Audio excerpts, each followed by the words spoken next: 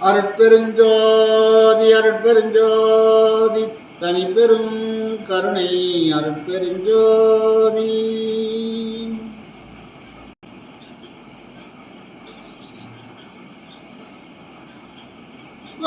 எளிய முறையில் இன்னொரு வாசி பயிற்சி இருக்கு.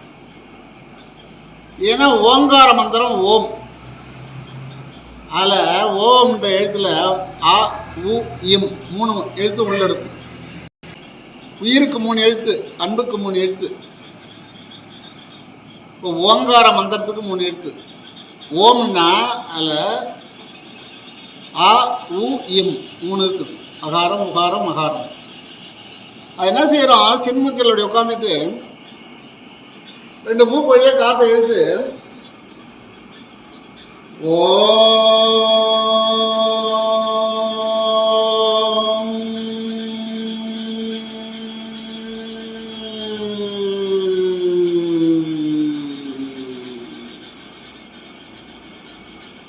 இப்போ நீங்கள் ஓம்னு இழுக்கும்போது வாய் திறந்துருக்கு, இம்முன்னு போது மூடிக்குது.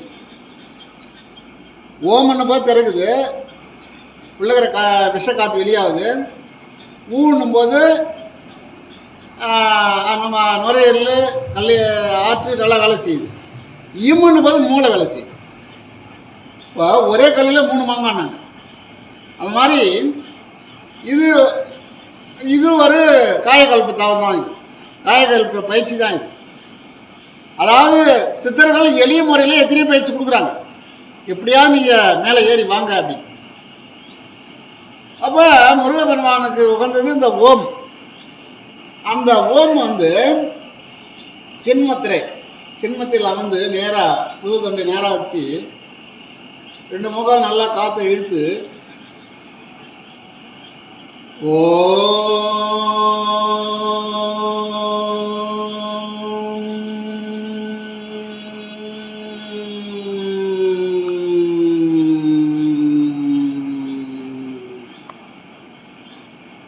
அந்த காலத்தில் சங்கு பிடிக்கும்.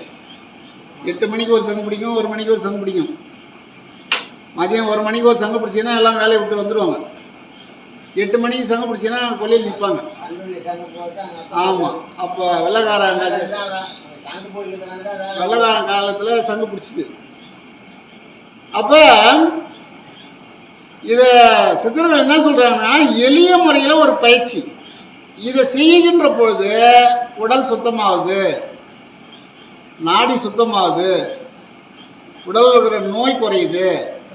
யாரெல்லாம் நேர்வாக்கு எடுத்தாங்களோ அவங்களுக்கு நோய் குறையும் சித்தர்கள் சொல்கிறாங்க. அதுதான் எல்லாரும் நேர்வாக்கு எடுத்தாங்க. நல்ல எழுத்து நேராக இருக்கும்போது குறுக்கு எழுத்து ஏன் கோணையாக போச்சுன்னுவாங்க. இப்போ சில பேர் கோணையாக எடுக்கிறதுனால அவங்களுக்கு தான் நோய் பிரச்சனை வருது. எனக்கு தெரிஞ்ச ஆண்களே நிறைய பேர் நேர்வாக்கு எடுத்துருந்தாங்க. ஒரு 30 வருஷம் முன்னாடி நாங்களாம் பசங்களாக இருக்கும்போது பார்ப்போம், நேர்வாக்கு எடுத்துட்டு கும்பிடி போட்டு வருவோம். ஐயருங்களாம் கூட அப்படி தான் இருந்தாங்க. நிறைய பேர் இருந்தாங்க நேர்வாக்கர். பண்ருட்டில் கூட ஒருத்தர் இருந்தார். அவங்க என்ன சொல்கிறாங்கன்னா, நேர்வாக்கு அந்த சீப்பை வச்சு இப்படி நீங்கள் வருடும்போது இந்த சக்கரமானது இயங்க ஆரம்பிக்கும். இங்கே ஒரு புள்ளி இருக்குது, வர்ம புள்ளி, இது இயங்குமா. அப்போ உனக்கு உச்சியில் இருக்கக்கூடிய சக்திகளும் சிவகளும் அதுவே ஓப்பன் ஆகிடும். இது லம்பிகா யோகம்னு சொல்லுவாங்களாம். அந்த இதெல்லாம் சித்தர்கள் எளிய முறையில் சொல்கிறாங்க. உனக்கு இப்போ மனக்குழப்பமாக இருக்குது, இந்த இடத்துல அப்படி கை வச்சு அப்படின்னா போதும். அப்படின்னா இது ஒரு அங்கே வர்ம புள்ளியெல்லாம் ஓப்பன் ஆகிடும். இப்படி வச்சுக்கிட்டு இந்த இடத்துல அப்படி சுழட்டி விட்டோம்னா நம்ம நார்மலாகிடும் உடம்பு. இப்போ மயக்கமாக இருக்குது அப்படின்னா இதை செஞ்சும்போது சரியாயிடும். தலை வலிக்குது, என்ன செய்யலாம், நம்ம மருந்து இல்லாத இடத்துல இருக்கிறோம். இந்த பக்கம் தலை வலிக்குதுன்னா இந்த கையை இங்கே வச்சு பாருங்க, கை இப்படி அழுத்தணும், தலையும் இந்த பக்கம் அழுத்தணும். அழுத்தி பிடிச்சிங்கன்னா ஒரு 20 செகண்டு இந்த கையை இந்த பக்கம் வச்சு அழுத்தணும், தலை இந்த பக்கம் இதில் அழுத்தணும். எழுதி பார்த்தீங்கன்னா உடனே தலைவலி போயிடும். நம்ம கொல்லையில் இருக்கிறோம், இந்த இடத்துல போய் எந்த மருந்து என்ன பண்ணணும்? இல்லை தனியாக ஒரு இடத்துல இருக்கிறோம், இந்த மருந்து தேட முடியுமா? அதனால் இந்த பயிற்சியை தெரிஞ்சுக்கணும். நான் இதை ஒரு சிலருக்கு சொல்லி பார்த்தேன், தலைவலின்னு சொல்லுவாங்க, உடனே செய்யணும், சரியாயிடும், சரியாயிடுச்சுங்க அப்படின்றோம். இன்னைக்கு கூட ஒருத்தர் சொல்லி கொடுத்தேன். எப்பொழுதும் படுக்கும்போது இடது பக்கமாக படுக்கணும். இதை ஞாபகமாக செய்யணும். இடது பக்கம் படுக்கணும். இடது பக்கம் படுத்து கொஞ்ச நேரம் இருந்து அதன் பிறகு தீம் படுத்துக்கலாம். இதை ஞாபகமாக செஞ்சோன்னு சொன்னால் இந்த செரிமான கோளாறு வராது. செரிமான கோளாறே வராது. ஏன்னா தீனிப்பை வந்து இப்படி இருக்குது இந்த பக்கமாக. இந்த வாட்டை நான் படுக்கும்போது கரெக்டாக இருக்கும். இப்படி படுக்கும்போது முறுக்கிக்கும். அப்போ பாதி ஆகாரம் தான் ஜீரணமாகும், பாதி ஆகாரம் ஜீரணமாகாது. தலையில் பார்த்தா புளிச்சியாக போகிறோம், ஜீரணம் இல்லை. புளிச்சியாக போகிறது அப்போ வந்து சர்க்கரை கெட்ட சர்க்கரையாக மாறி போச்சு. இதில் தான் வந்து சுகர் வரும். இப்போ படுக்கும்போது நீங்கள் 4 மணிக்கு ஏந்திருக்கணும். இந்த கையில் இந்த இடத்துல காதில் வச்சு இந்த வாட்டம் தான் படுக்கணும். மாம்பழம் நம்ம எப்போ படுத்தாலும் இதை ஞாபகப்படுத்திக்கணும். இந்த பக்கம் படுத்த உடம்புக்கு நோய் இல்லை. இந்த கையங்க வச்சு படுக்கும்போது இப்போ 4 மணிக்கு ஒரு கல்யாணத்துக்கு போகணும், 4 மணிக்கு தூக்கம் தெளிஞ்சிடணும், நான் 4 மணிக்கெலாம் ஏந்திருக்கணும் அப்படின்னு நினச்சிட்டு படுக்கணும். நீ செஞ்சு பிறகு கரெக்டாக 4 மணிக்கு தூக்கம் தானே தெளிஞ்சு ஏந்து குளிச்சுட்டு கல்யாணத்துக்கு போக சரியாக இருக்கும். ஒரு விஷயத்துக்கு போகணும், 3 மணிக்கு ஏந்திருக்கணும், நான் 3 மணிக்கு ஏந்திருக்கணும் அப்படின்னு சொல்லிட்டீங்கன்னா கரெக்டாக 3 மணிக்கு அந்த தூக்கம் தானே கழிஞ்சு. அலாரம்லாம் வச்சாங்க சித்தர்கள்லாம் அலாரம் வச்சுருந்தாங்க. இதுதான். அப்போ இந்த ஆன்மீகத்துக்கு வரணும்னு சொன்னால் கணவன் மனைவியோடு ஆன்மீகத்துக்கு வரணும். ஏன்னா மனைவி தவறு செய்வாங்க, கணவனுக்கு பிடிக்காது, 2 பேருக்கும் சண்டை வரும். கணவன் தவறு செய்வான், மனைவிக்கு பிடிக்காது. அதாவது இரு மனமும் ஒரு மனமாக இருக்கும். கணவன் மனைவி 2 பேருமே தவசாலியாக இருந்தால் அந்த குழந்தைகள் வந்து தவசாலி ஆகிடும். சுரன்னு போட்டால் என்ன முளைக்கும்? சுரக்கை தானே முளைக்கும். சுரகத்தை போட்டால் சுரக்கை தான் முளைக்கும். அதுபோல் 2 பேரும் தவசாலியாக இருந்தாங்கன்னா அவங்களுக்கு பிறக்கிற குழந்தை கருவிலே திருவுடையார், ஞான குழந்தை, ஞான சம்பந்தர் மாதிரி, சுந்தரர் மாதிரி, அப்பர் மாதிரி, வள்ளல் பெருமாள் மாதிரி, திருவள்ளுவர் மாதிரி ஞான குழந்தைகள் பிறக்கும். திருவள்ளுவர் கணவன் மனைவியோடு இருந்தாங்க. அவங்களுக்கு உறவில் கொஞ்சம் கூட விரிச்சலே கிடையாது. அவ்வளோ ஒரு ஒற்றுமையாக இருந்தாங்க. இன்றைக்கும் நம்ம பூமியில் ஒரு சில இடங்களில் இருக்கிறாங்க அந்த மாதிரி. இப்போ எனக்கு தெரிஞ்சு ஒரு 3 நிகழ்ச்சி வேற மொழி வரான். ஆயா தாத்தா இறந்துட்டாங்க. தாத்தா இறந்துட்டாங்களா? உடனே ஆயாவும் இறந்துட்டாங்க. அப்போ எந்த அளவுக்கு அன்பு இருந்தது பாருங்க.